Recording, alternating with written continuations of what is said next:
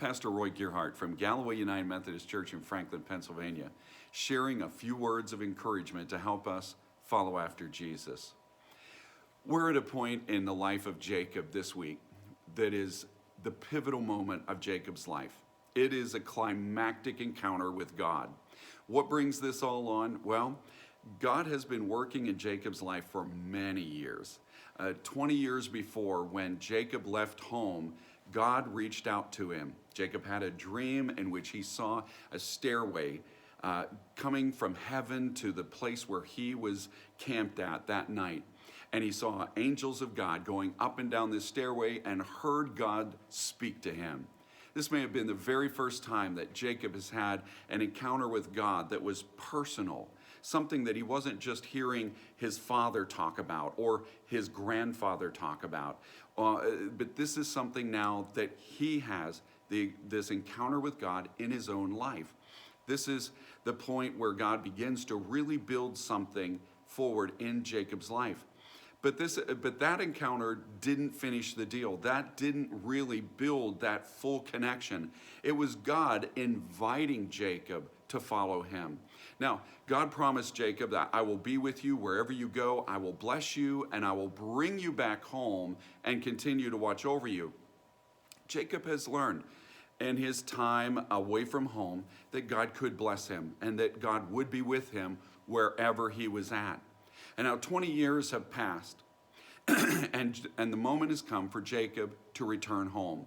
The Lord said, you need to get back home, and off he went. But now this has brought him to the night before he will meet his brother Esau for the first time in 20 years.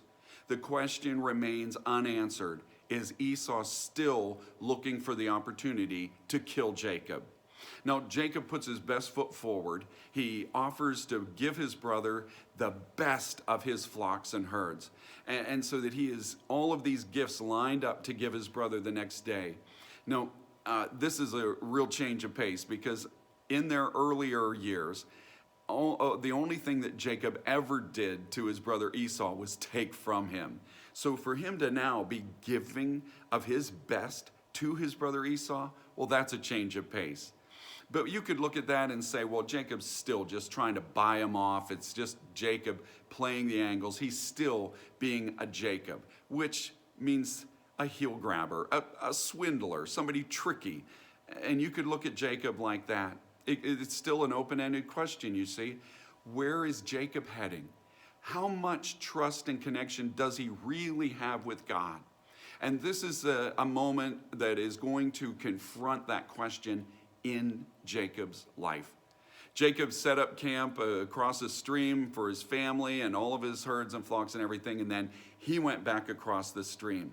You kind of wonder if he is thinking about running for it, if he's gotten away by himself so that during the night he just might disappear.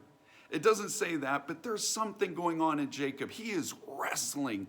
He's wrestling internally in this moment. I mean, there are all of the questions. What's going to happen tomorrow? God, are you going to be with me? Can I really count on you? Jacob is wrestling internally. He is wrestling with his thoughts, and he is wrestling with God. And this wrestling turns into a wrestling match with a real human figure. I don't know how all of this happens. All that the Bible says is Jacob wrestled with a man all night long. Does this man walk into his camp and just jump on him and boom, they're into it? Has Jacob, tossing and turning, trying to find some fitful sleep, found himself dreaming and this wrestling match that's going on and on through the night? And then when he wakes up in the morning, he discovers that it's real, that he got up and his hip was out of place just as it was in the dream. I don't know how to see all of this, but there is something definitely that happens that leaves a physical impact on Jacob. But even more so, Jacob has come out of this crisis with his arms wrapped around God. It's not just the old heel grabber hanging on to God saying, give me something, please give me something. No, this is a man changed. When I read this story, I feel this change in my own soul. The change from being someone who's not sure about God to a person who is hanging on to God for dear life, desperately clinging to God. I feel that in my own soul, this hang on, hang on, hang on, and I won't let go. And being in desperate situations in my life, I can relate to Jacob hanging on and saying, I won't let go. I won't let go because you're my only hope. Are you holding on to God today?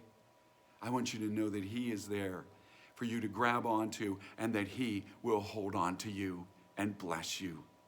And so may God bless you today. And as you share this good news, may God make you a blessing wherever He takes you.